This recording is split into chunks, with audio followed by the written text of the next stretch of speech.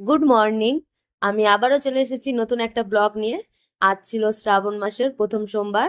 এবার আমি প্রথম উপোস করছি, তাই সকাল সকাল উঠে গেছি।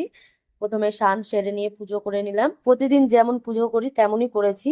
আর যেটা মেন পুজো সেটা আমি রাত্রে করব। পুজো করে আর কোনো কাজ ছিল না, তাই বসে গেছিলাম মেহেন্দি পড়তে। অনেকদিন পর নিজে মেহেন্দি পড়েছি।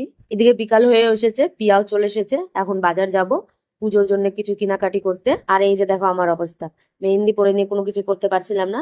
শেষে পিয়াকে দিয়ে চুল বাঁধিয়েছি। আসলে আমার মাথায় ছিল না যে আগে রেডি হয়ে নিই, তারপরে মেহেন্দিটা পরবো, তাহলে কোনো অসুবিধা হবে না। তো যাই হোক, কোনো মতো রেডি হয়ে চলে আসলাম রথবাড়ি বাজার।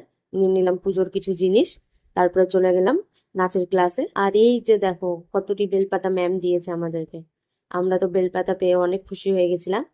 তারপরে সবাই মিলে নাচ রিহার্সেল করে নিলাম।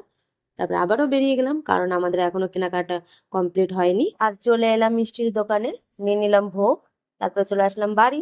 এবার ঝটপট রেডি হয়ে নিই, কারণ পুজো করতে হবে। তো আমি পুরো রেডি হয়ে গেছি, চলো এবার পুজো করে নিই।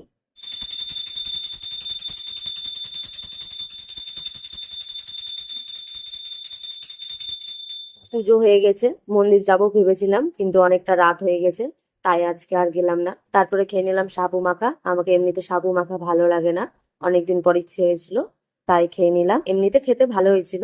আর এই যে দেখো আমার মেহেন্দির কালার। ব্লগটা আমি এখানে শেষ করছি, অনেকটা রাত হয়ে গেছে। গুড নাইট সবাইকে, দেখা হবে নেক্সট ব্লগে। এখনকার জন্য টাটা।